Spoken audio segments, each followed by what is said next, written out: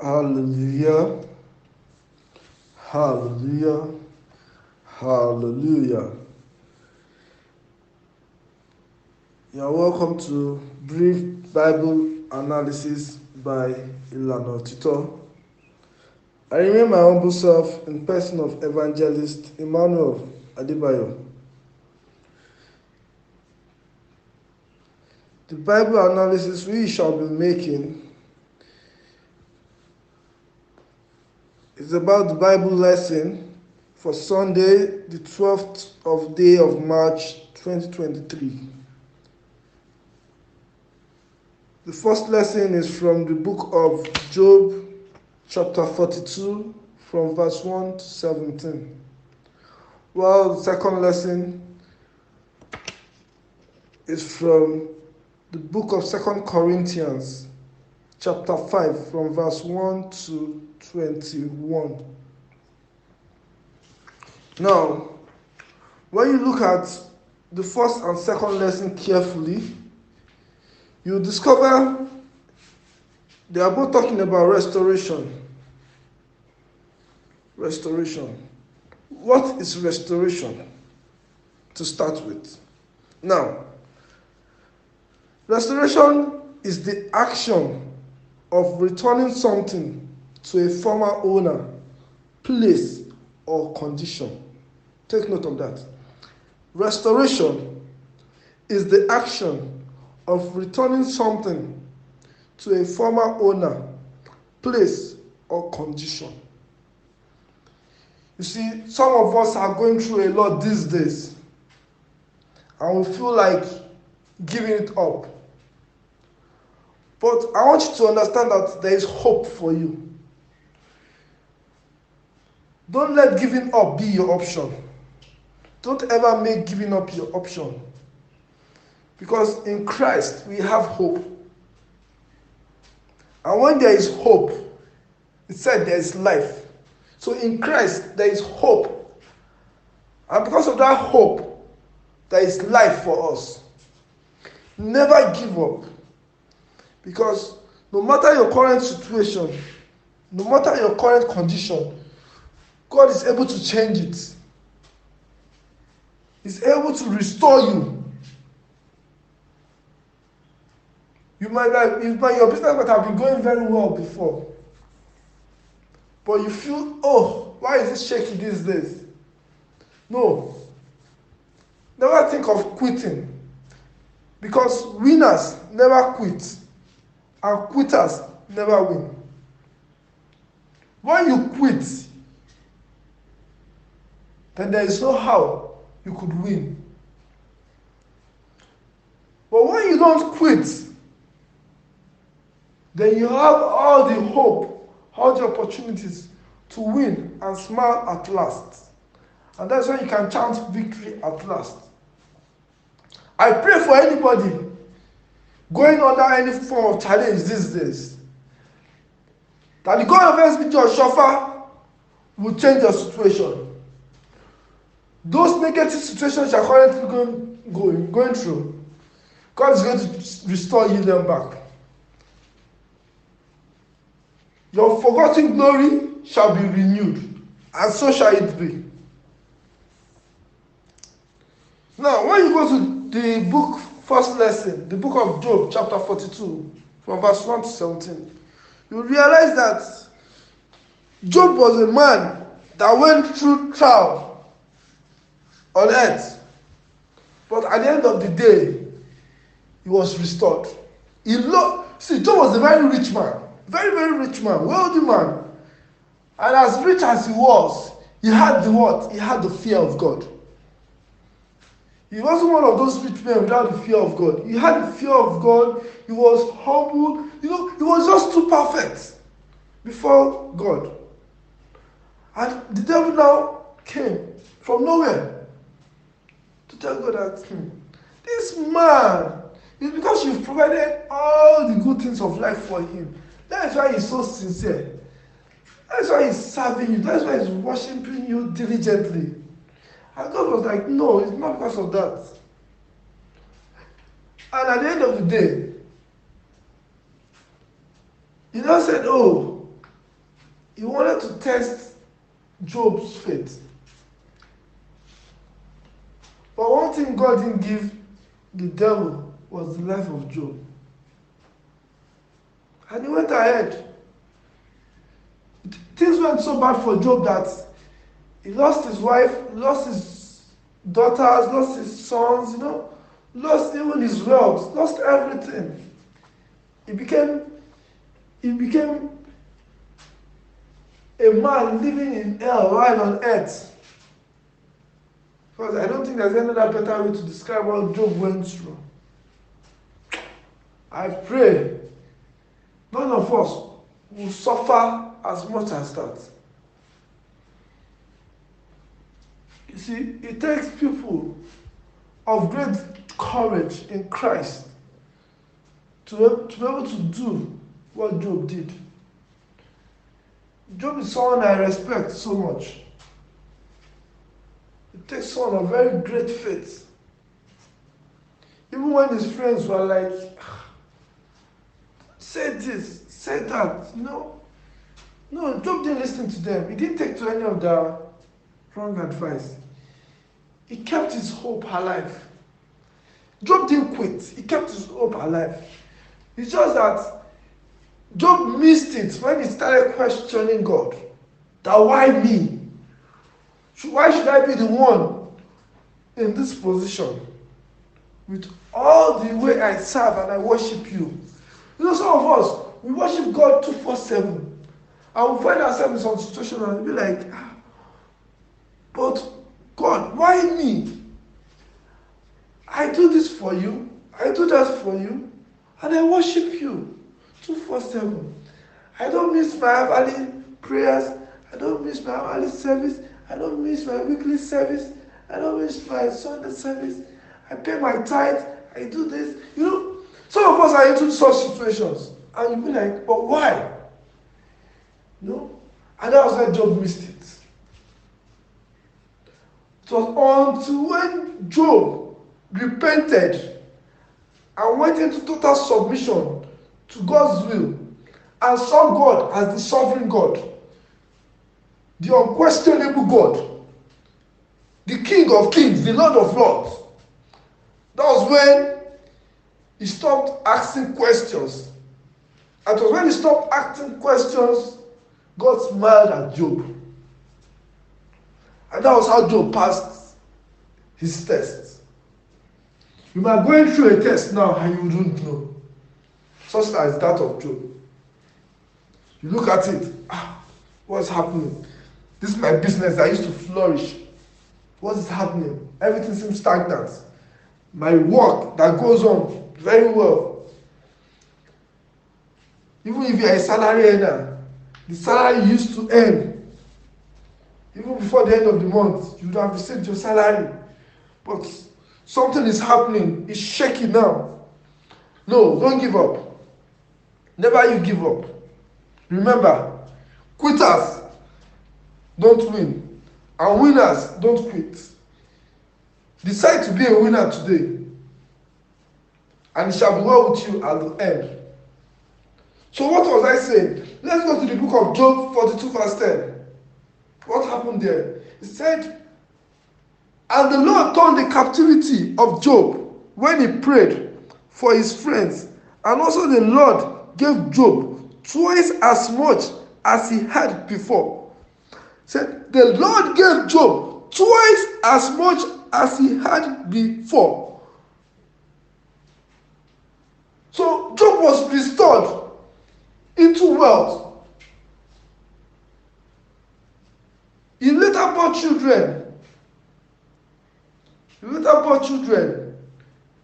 He had later, when you go to verse 12, you see that said the Lord blessed the later end of Job more than his beginning, for he had 14,000 sheep and 6,000 camels and 1,000 yoke of oxen and 1,000 she asses.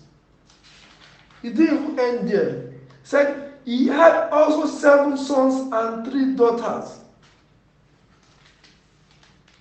So never think it's too late for God to restore you back into position.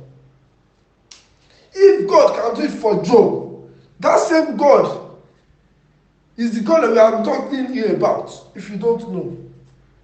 He is the Alpha and the Omega.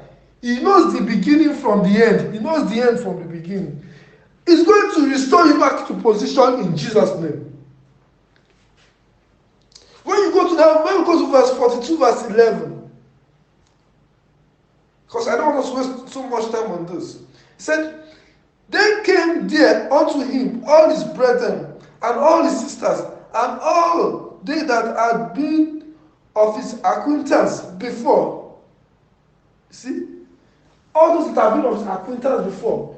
That means when Job was going through challenge of life, they all left him. They all abandoned him. They all deserted him. You see, you might be going through one or two things now. You will find out that even your friends cannot help you. Your family cannot help you. If you like, ask them to loan you money.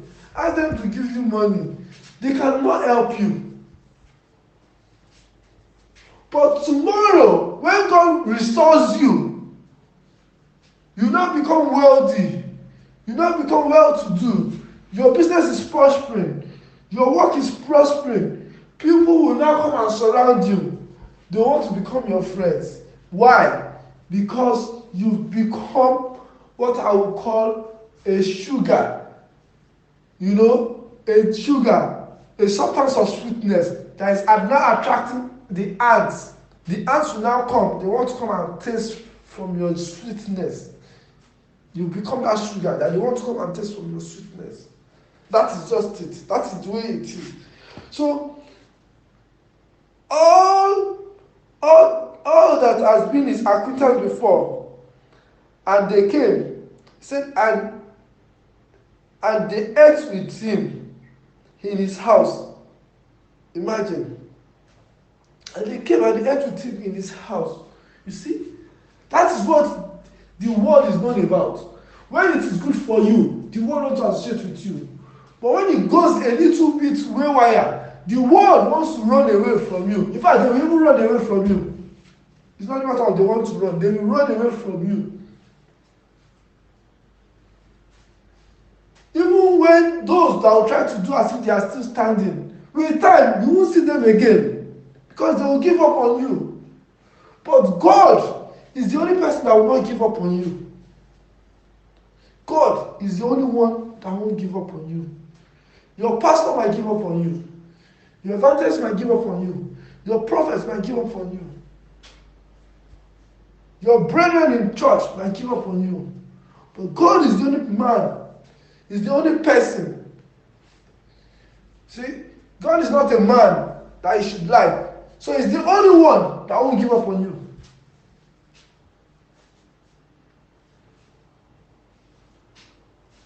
Now, let's go to this second lesson. Let's go to the second lesson and see what restoration has to do there. Second lesson is 2 Corinthians chapter 5. Let's look at verse 7. It said, "For we walk by faith, not by sight." It said, we walk by faith, not by sight. You know? So whatever we do, let us do it with faith. Not by the world, not by the current circumstances we find ourselves. You should believe that yes, God can change his current circumstances. Your lack can become plenty. That is God we are serving.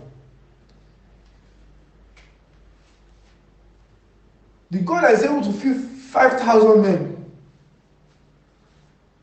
That's the kind of God we are serving. The verse 10 said, "For we must all appear before the judgment seat of Christ, that everyone may receive the things done in his body, according to that he had done, whether it be good or bad." Now this is where we have to be very careful. Said, we must all appear before the judgment seat of Christ and give account of all that we have done with our body, whether good or bad. And that's why our celestial hymn said, gbogbo wa ni ó dúró níwájú Olúwa, àtàgbà àti èwe ó sì rojọ́ wa. Gbogbo ayé ló ṣẹ̀ tí wọ́n sì kùnà ògo rẹ̀. Ó ní ẹlẹ́ṣẹ̀ orúkọ Jésù yóò gbà wá là. Ó ní kò sí ọ̀nà mìíràn tó tọ́ka sọ́run. Ẹ̀yin aráyé ẹ̀yin ará wá gba Jésù. Ó tún wá sọ wípé kí ni ìwọ èmi ó wí nígbà tá a rí Jésù. Ó ní ọ̀pọ̀ ènìyàn ló kú ní aláìní Jésù. Gbogbo ayé ló ṣẹ̀ tí wọ́n sì kùnà ògo rẹ̀. Ẹ̀yin aráyé ẹ̀yin ará wá gba Jésù. So what are you going to say on that last day, on that judgment day? What have you used your body for? He's going to ask us. Only, a ó bẹ̀ṣẹ̀ rẹ wò, a ó bẹ̀ṣẹ̀ rẹ wò, ọkọ tó wọlé ògo, a ó bẹ̀ṣẹ̀ rẹ wò. So before Jesus can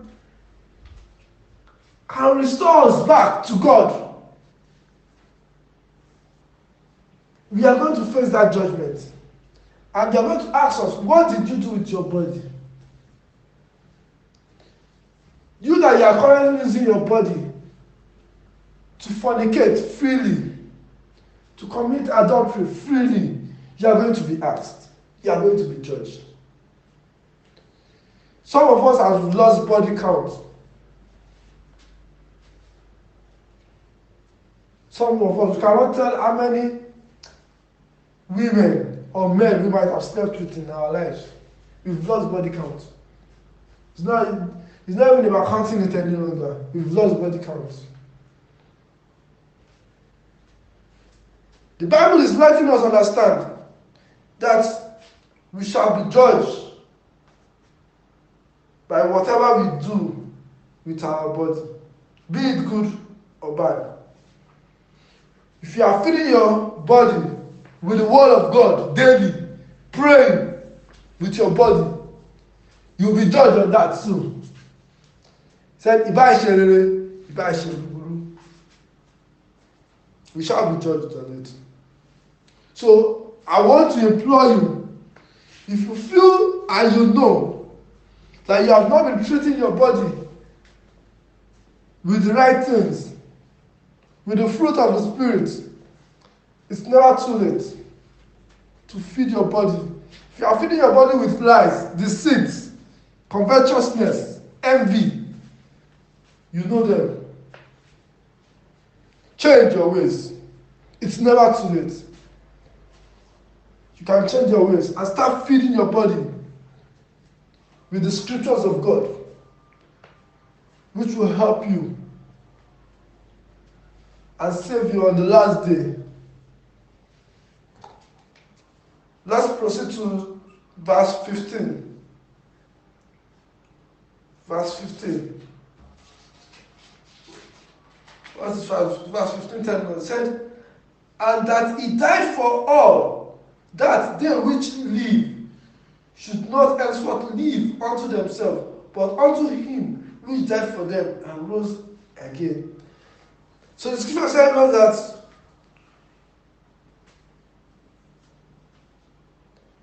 that we should not live for ourselves again, but we should start living for Christ, because he died for us all and rose again. And that's what gives us hope in him, because Christ rose up again from death on the third day, and that what gave us hope. And that hope bettered what? Life. That was restoration. Bettered life. The same way Jesus came into the world to reconcile us with God. He came to reconcile man with God. We'll still get there. Let's look at verse 17. He said, therefore, if any man be in Christ, he is a new creature, and all things are passed away. behold, all things have become new. So once you give your life to Christ today, said you become a new creature. Your old ways, old things, he said it will pass away. He said all things will now become new. You will now become new. You be like a newborn baby. And that's where the word of being born again comes in. Because you have a rebirth in Christ. Most especially when you go for your baptism. So once you die in Christ, you also rise up in Christ. That's what the scripture is telling us there. So all things will be passed away. Your bad habits that you've lived, you understand? Your body counts that you've forgotten, all those ones will be passed away. You now have a new life in Christ. You now start living faithfully according to God's word. So that on that very last day, Jesus can reconcile us back to God. Because it was through Adam and Eve we lost our relationship with God directly. And that's why God has to chase the man out of the Garden of Eden. Let's proceed to verse 18.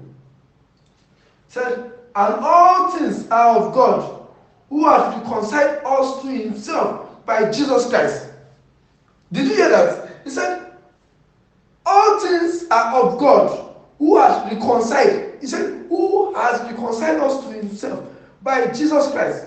So Jesus Christ is the one to reconcile us back to God. No other person but Jesus. And has given to us the ministry of reconciliation. The ministry of reconciliation. Jesus is the only one that was sent the ministry of reconciliation. He was the original messenger for reconciliation of man with God. No other person was given that objective or mission. It was Jesus.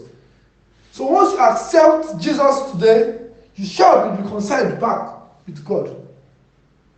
And that makes you sons or daughters of God. Once you are reconciled. But for you to be reconciled, you must accept Jesus as your Lord and personal Savior. You must believe he died on the cross of Calvary for your sins and for my sins. You must believe he was buried for our sins. And he rose on the third day, all because of us. So that we could have hope everlasting in him. So that we could have hope everlasting in him. Let's go to verse 21 to round it up. He said, for he hath made him to be sin for us, who knew no sin. You see, Jesus now became sin for us. Whereas this was a man that was perfect, who had no sin. Yes, we put all our sin on him. So he had to go as a sacrifice. He became a sacrificial lamb that had to die on the cross, that had to shed his blood. Remember, he said without the shed of blood, without the shedding of blood, he said there is no remission of sin. So Jesus had to shed his blood, his precious blood, a sinless blood. That was the only blood that could do this thing. See, when the hour came, even Jesus was like, if only this cup could pass away. But he said, but let thy will be done, O Lord. Because it was a thing of necessity. It was of high importance. He had to die for us. He had to endure the pain. So that we might live. So that you might live and have life abundantly. live an everlasting life. But have you even thought about it for once that why could someone die for you? Do you deserve it? You see, we don't deserve it. But yet he went ahead to die so that we could live, so that we could be reconciled to God. If you are yet to do the needful, it's never too late. Give your life to Christ today, and it shall be well with you. Thank you very much.